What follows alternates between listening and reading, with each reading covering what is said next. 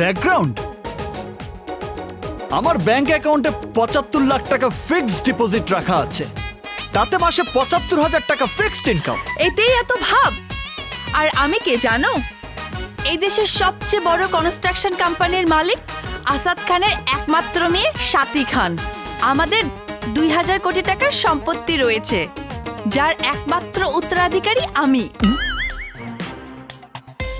২০০০ কোটি টাকা? হ্যাঁ, গতকাল পুলিশের সাথে মারামারি করার সময় আমি ফোনে বাবাকে ঘটনাটা জানিয়েছিলাম, তাই আমার বাবার ফোন পেয়ে ডিসি স্বয়ং এসে হাজির হয়েছিল। আরে আমি এসব কিছু নিয়ে ভাবছি না। আমি জানি আমার ভালোবাসাই তোমাকে কাজটি করতে বাধ্য করেছে। তুমি যখন তোমার বাবার একমাত্র মেয়ে, তখন আমার ৭৫ লাখের সাথে ২০০০ কোটি যোগ হলে আমার ভাগ্যটা না, মানে তোমার ভাগ্যটা একেবারে ফাটাফাটি হয়ে যাবে। রিয়েলি তুমি অসম, কিন্তু তার আগে তোমার ফ্যামিলিকে আমার বাবার কাছে অসম হতে হবে। ফ্যামিলি? এই মরেছি রে। কিন্তু আমার ফ্যামিলি দিয়ে তোমার বাবা কি করবে? আমার বাবা যে কোনো কাজ করতে গেলে তার পূর্বের ইতিহাস খোঁজে। আমি যে এতিমটা জানতে পারলে সব ফিনিশ হয়ে যাবে।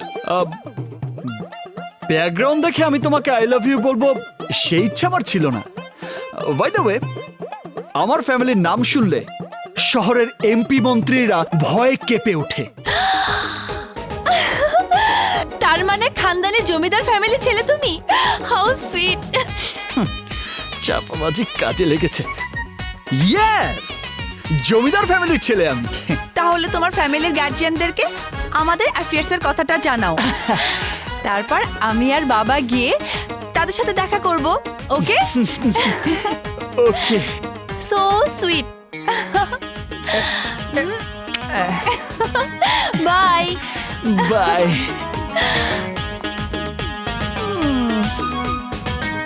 যার নিজের বংশের নাম জানা নেই, তার আবার জমিদার ফ্যামিলি। আমি এখন এই জমিদার ফ্যামিলি পাবো কোথায়? আমি দেব। তুই দিবি মানে?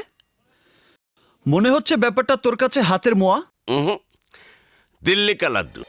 শোন, আমি একজনের কাছ থেকে খবর পাইছি, বাবুনগরের সৈয়দ পরিবার গোপনে তোর মতো এতিম একজন ছেলেকে দত্তক হিসাবে নেওয়ার জন্য খুঁজতেছে। তাহলে তো ফার্স্ট সিরিয়ালে আমিই যাব। আসো।